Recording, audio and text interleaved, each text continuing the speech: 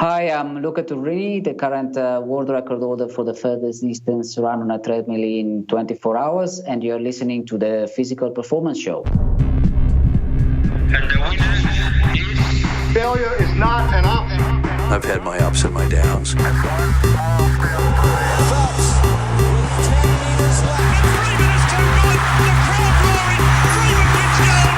I think it's an absolutely breakthrough experience.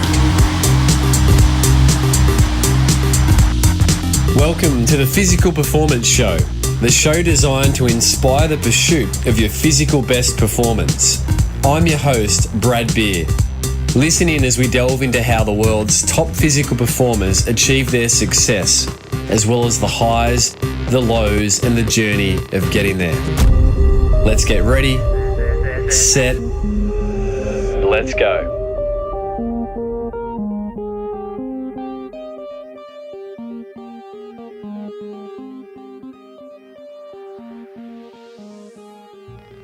Listeners, welcome to another episode of the Physical Performance Show. I trust you've been having a great week, and I hope you've been out there pursuing your physical best. If you missed last week's episode, be sure to jump back to episode 77, featuring none other than Bernard Lagat, legendary runner, sporting icon, 5 times Olympian at 41 years of age in the 5,000 metres at the recent Rio Olympic Games, second fastest man ever over the 1,500 metres behind El Garouge, and also 13 times international medalist, including a silver in 2004 at Athens and also a bronze in the Sydney Olympic Games in the 1,500 metres. Bernard Lagat, you don't want to miss it. If you have, jump back and tune on in. Today's show, as always, is lovingly brought to you by Pogo Physio. We exist to help you perform at your physical best, and we do this through our industry-first, fixed-fee, unlimited access, 2, 6 and 12-week physiotherapy finish line programs. We want everyone who walks through the doors of Pogo to get a high-five moment. That's your physio finish line where we get to tell you that we love you, but you've finished your rehabilitation and you're back to your physical best. For more information about Pogo Physio's finish line programs, our monthly wellness boosters, or our initial appointments, our Discover Recover sessions, be sure to jump over to pogophysio.com.au and also keep an eye out for the finish line programs coming to a practice near you through our Pogo Partners Industry Program. Massive thank you to you, the faithful listener, who are making this show possible. If it's your first time joining us today, a massive welcome. If it's your 78th time, a massive thank you for your support of the program.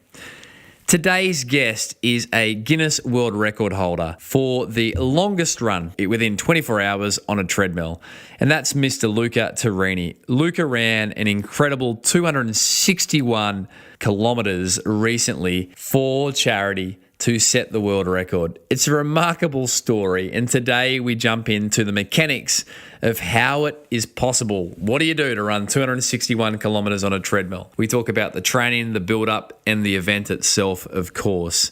Luca is an amazing athlete, such a humble guy. You're going to really enjoy today's episode. So let's jump in with Guinness World Record holder, Luca Turrini.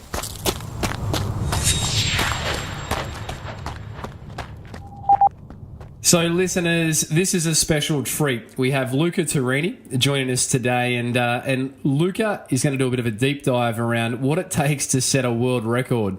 And it's not your average world record, not that any world record's average, right? This is incredible. As per the bio at the top of the show, Luca recently set the world 24-hour treadmill running record, coming in at an outstanding 261.18 kilometres. Just outstanding. So, Luca, let's go straight there. Take us through the journey of how this started, what was the seed, and then we want to unpack the actual physical performance itself. Thanks, Brad, for the introduction, and hello to everyone. This is something that's been a long time in the process or in the making. Essentially, the seed for this record is actually started probably 6 years ago when I ran my first charity event and running marathons around Italy. And as a training run, I did a marathon on a treadmill. And I just remember that the following day, I was extremely sore and mentally drained. And I was thinking, how far can people go on treadmill? And then I simply Googled it and came out 24 hours on treadmill, 48 hours on treadmill. So I said, well, one day I'm going to give it a try. And then that was 2012. It was, I think, the 12th of February 2012. I still remember very well. And then basically in 2015, as part of a fundraiser for my not-for-profit, I ran 24 hours on treadmill in Marketplace here in Sydney. And that wasn't a record attempt, and it was for charity. So we raised $100,000 for charity. And in that occasion, I ran 210 kilometers.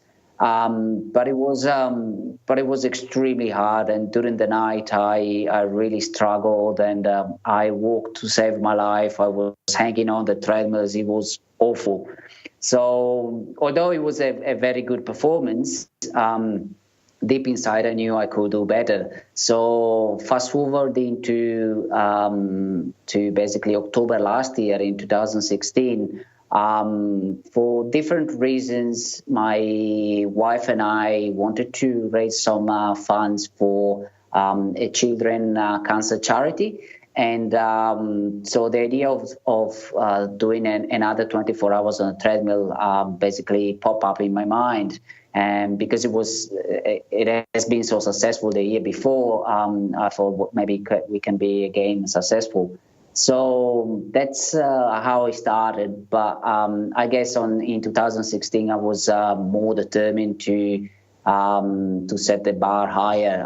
I guess when you do runs to raise funds for a cause, it's always hard to ask the same people to support you. So every time you need to step it up. So that's why we went for the Guinness World Record. Wow. Okay, so that's a little bit of the origin story of the world record attempt. And yep. I mean, anyone listening in will know that even without the world record attempt in Martin Place for the charity run, 210 kilometres on a treadmill is almost difficult to comprehend in itself, let alone adding another 51.18 kilometres on top. So, Luca, let's talk about the physical preparation that went into getting ready for the world record attempt. I mean, as we just spoke about off air, Kane Eckstein's world pull-up record attempt that we've had on the program in the past, that didn't just materialise out of nothing. Kane was vigorously and with diligence preparing his body for the rigours of that. How did you prepare your body for this attempt to run 261 Ks in 24 hours on a treadmill? What were you doing? What did training look like? So essentially I've always been in the long distance. So specifically for the record, 7 months out, I started to train specifically for the record. So it's just increasing the volume and just doing my longer run, longer and longer. And 4.5 months out of the record, I basically started doing my running, my training only on treadmills. So 95% of my runs were on a treadmill in my garage at different times of day and night. And essentially, my body doesn't cope too well with the volume. And so I kept my volume reasonably low to around 150, 160K a week. But I was consistent. And especially on my long run that was normally on a Saturday or Sunday, I would take my long run to 60K, 70K or 80K. And and I did a lot of strength. I've been doing strength and core exercises for the last 5 years, and that proved to be my key for the performance. So let's break that down. So your long runs, I mean, I was smiling there because that's a long run. I've prepared for a few marathons over the years, and in my mind 30 k's is a good long run, but this is a long run, just to be clear. Strength training though, what did that look like in more of a granular manner leading into it? How many times a week? What were you doing? So I was doing one session every Wednesday morning. That's an hour-long session where we do a lot of drills, a lot of jumping up the stairs, doing planks and doing squats and all of that stuff. And then I was doing some more at home. That now you'll smile because you also have young children. So basically, when I started preparing, my youngest was only 6 months. So when I was playing with her, I was always doing squats and just to make sure I did some extras, and even rocking her to sleep. Most of the times I will say to my wife, I'm going to do it, don't worry. So I will go there and do an extra 30 minutes of strength exercises. Multitasking. Yeah. I am smiling because I remember my firstborn doing the same thing. I'd be moving constantly while I was carrying her or nursing her or using her as my body weight to do sit to stands or whatever it might be. So you were juggling family life. I know you mentioned 150 to 60 Ks is not huge volume, obviously, for what you're about to do, but in the context of most runners, it's enormous volume.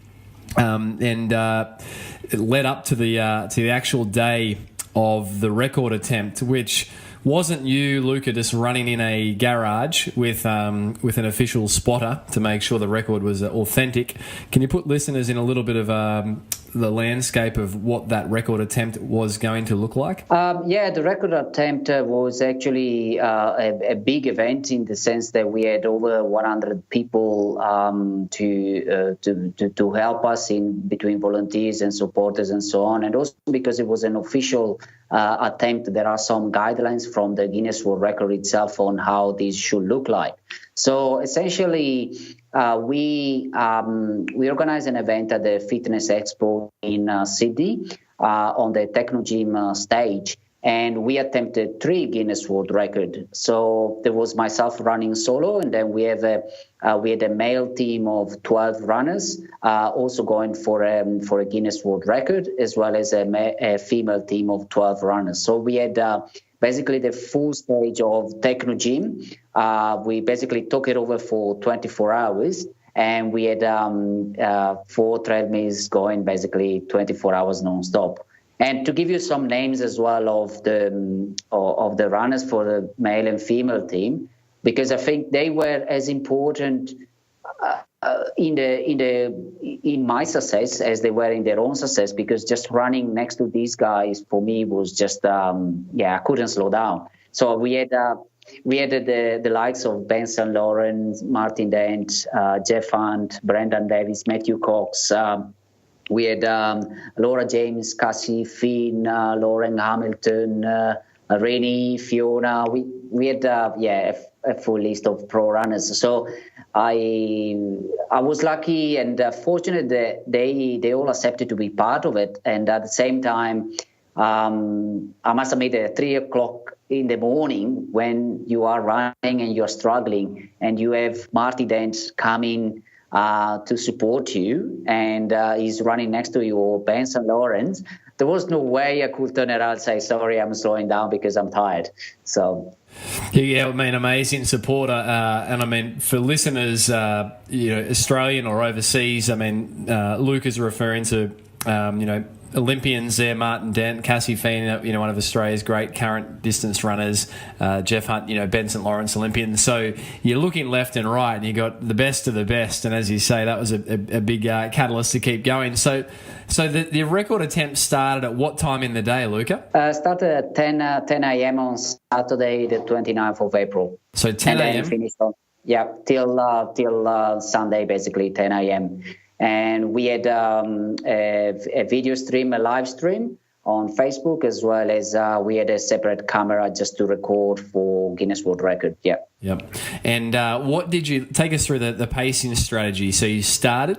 What was the feeling on the treadmill? Was it one of excitement or more one of nerves, or a mix of both? It was excitement, and at the same time, it was determination. So I broke down the 24 hours in 3 stages. And basically the first stage was attack. So for the first 6 hours, I knew that I needed to keep a pace of 5 minutes a K. So essentially in the first 6 hours, I needed to cover 70 kilometers. And I had a strategy on literally every hour how fast I had to go, the nutritional aspect and all of that. But essentially, the average pace for the 24 hours was 5:30, and that includes all the toilet stops and any other stops. So essentially, the clock doesn't stop. So for the first 6 hours was 5 minute K, and then from then on, the treadmill never went slower than 5:20, and then the last hour I actually slowed down. Just because I wanted to make sure not to do anything wrong in the last hour. No, Luca, in that last hour, so I know we're fast forwarding here, we're going to go backwards, but that last hour, how many Ks are on the clock with an hour to go? It was touch and go, right? Yeah, it was touch and go. At the same time, I can share with you the pacing strategy I had. I wanted to be on 250.6 kilometers on the 23rd hour, simply because the record was 260.4 kilometers, so only 10K to go. So I was right on the dot. I was on 250.4 kilometers and 23 hours in. So I had 1 hour to cover 10K. So yeah, and it was a big high. I must say that I had struggled for a few hours before the 23rd hour, and then it was a good relief to know that I only had 10K to go in an hour. So you had a bit of a buffer and a bit of a margin. And you mentioned nutrition, Luca. What was your nutrition strategy to keep you going for 24 hours on a treadmill at 5 minute 30 average? Yeah, so I started off the first few hours. I knew I could eat solid food, so I started with potatoes, bananas, and just solid food. A lot of avocado sandwich, simply because I love avocado and I will put tons of salt in it. And then later on, after 5 hours, I couldn't actually stomach much, so I went on the liquid nutrition. So I had pure carbs, that is maltodextrin, diluted in water, and then I had essentially 3 types of drinks that I will change every hour. So I would do 1 hour with the maltodextrin, the second hour with just hydration, and then the third hour we'll do with a caffeinated drink. So I was trying to keep it interesting. And how low did you get? I mean, in terms of psychology, take us through the dark periods that inevitably came. Yeah, I think there were different moments, obviously, as you can imagine, on dark periods. The first one that came as a surprise was actually only a couple of hours in. And the reason that I had simulated everything in my garage, but the only thing I couldn't simulate was the lights on the stage, as well as the heat of the treadmills. So essentially, 1 hour in, I started sweating, and I started having chafing, and really was very hot. And my heart rate was very high. So I was planning, and also my test, basically for the first few hours, was meant to have 130 average heart rate. I was almost 160. So I was literally freaking out. Wow. And for that, it actually lasted a few hours before someone suggested to take my watch off. and just forget about the heart rate. So I did, and that was a good relief. And then I guess the other major points where I think the biggest one was around 11 p.m. Yeah. By then it was 12 hours in, and I was starting to basically doze off from the treadmill. I wasn't focusing anymore, and I didn't have much energy. And I took my first break. There was simply a mental break, and after 4.5 minutes, I got back on the treadmill, and at that moment, my body, the shock of starting to run again, and the what was in front of me, it was pretty overwhelming. And I'm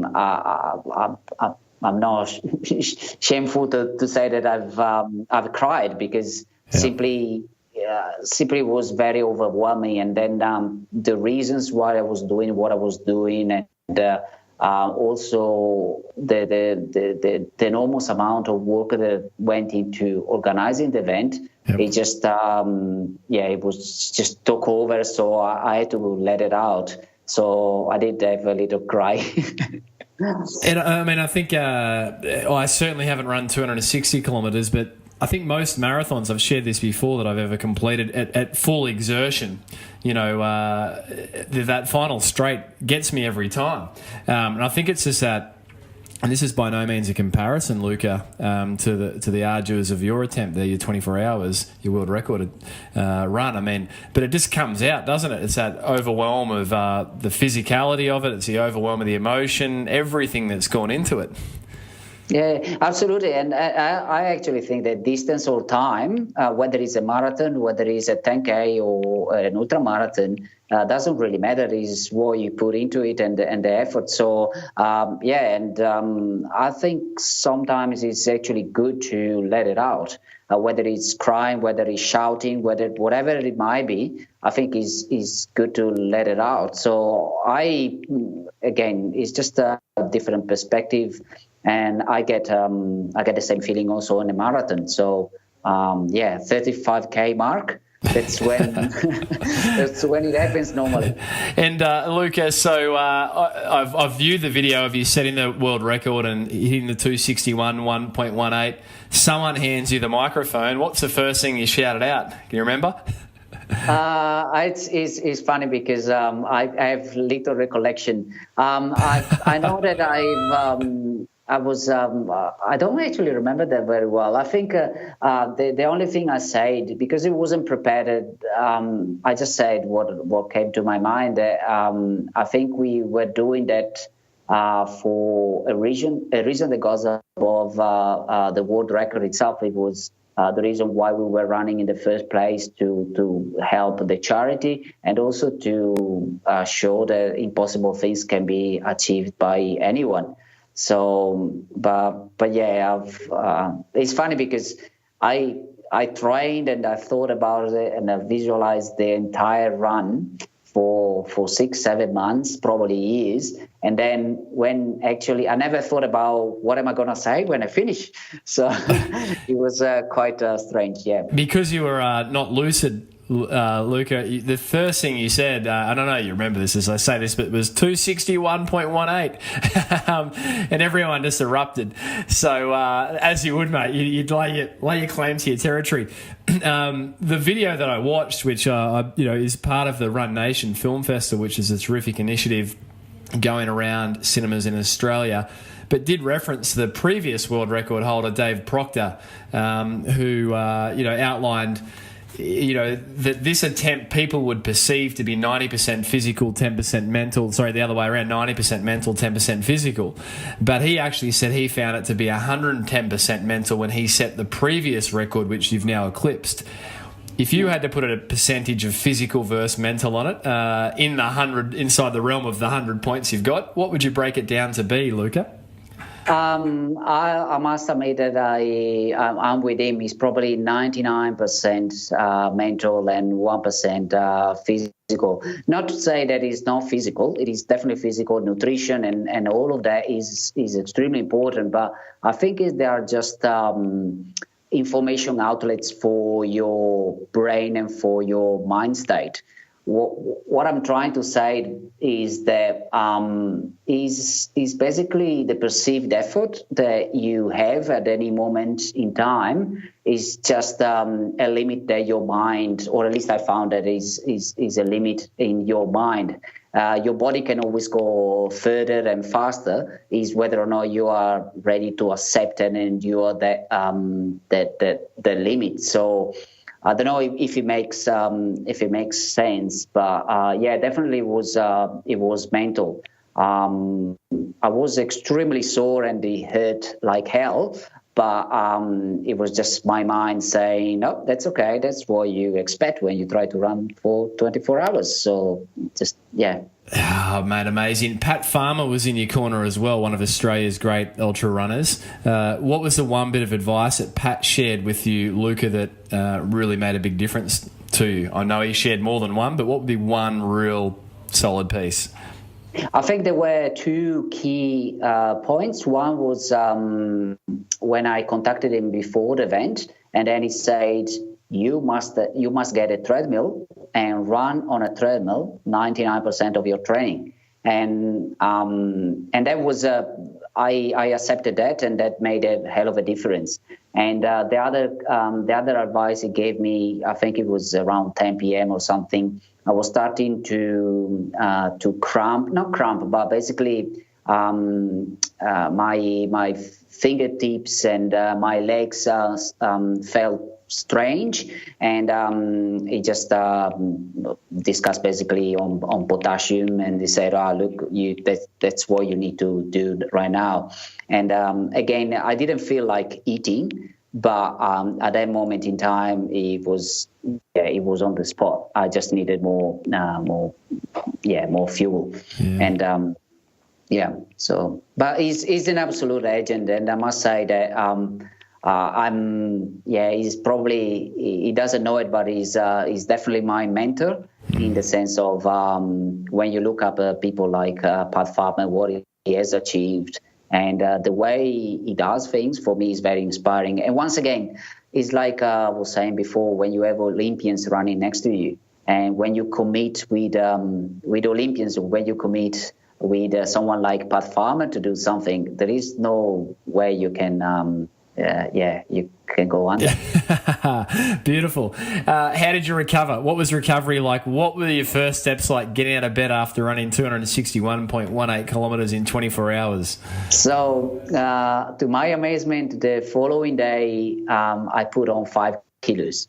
So basically, I had some fluid retention. My legs were all swollen, and walking was all right. But it took me a good 6 weeks to be able to run normally again. And then I must admit, I didn't pick up any injuries. So a couple of months later, I think we met in the Gold Coast, and that was my first little bit faster run. But the first it wasn't too bad. I must admit, it wasn't too bad. Besides the swelling, it wasn't too bad. Psychologically, it took a little bit longer, but that's I'm better now. Well, you look like a picture of health, indeed, Luca. Luca, in bringing this journey into the world record attempt into a close, if you could take one piece of learning out of it to encourage listeners who are on their journey of their physical best, pursuing it, what would it be? 24-hour world treadmill record holder Luca Turrini. What's your one piece of advice for listeners? One piece of advice is that wherever your mind is ready to take you, the body will just follow. Beautiful.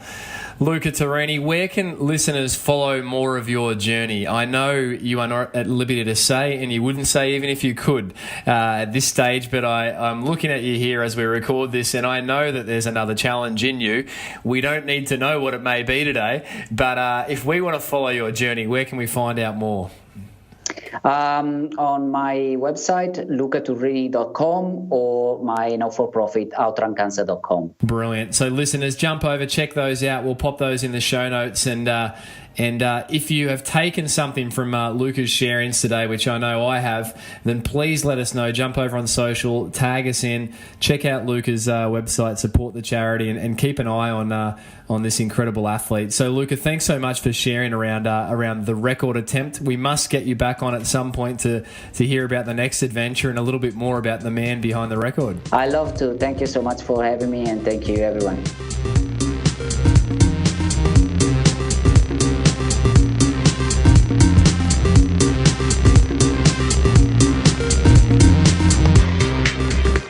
So listeners, there you have it. Another episode of the Physical Performance Show. I hope you enjoyed today's episode. If you did, please let both Luca and I know. Jump over to Pogo Physio to the show notes, and there you will find our social media handles. Big thank you to the two good folk who make this show possible week in, week out. That is Mr. Daryl Misson, audio engineer extraordinaire, and also Sophie Walkup on all things podcast administration. Thank you, guys. If you'd like to subscribe to the Physical Performance Show, it's simple. Simply click subscribe from within your app, and there you will find the show populated each and every week as we go live on a Friday morning. If you're into your running, and I suspect you may be, then be sure to check out my running and jogging bestseller, You Can Run Pain Free. It's 330 pages packed full of a 5-step process that will do just what the title promises, help you enjoy injury-free and also faster running. It's available domestically through pogophysio.com.au in the paperback version, also in the paperback version internationally via Amazon, the Kindle version via Amazon, and the Audible version is now also available on both audiobooks and also iBooks. Coming up on next week's episode of the Physical Performance Show, I catch up with up-and-coming Australian track star Luke Matthews. Luke's a dual Australian Olympian representing Australia in both the 800 metres and the 1500 metres at the Rio Olympic Games. You're going to really enjoy Luke's candid interview around his career to date, the highs and the lows, and everything in between. So until next week, keep pursuing your physical best. I'm Brad Beer, and this has been the Physical Performance Show.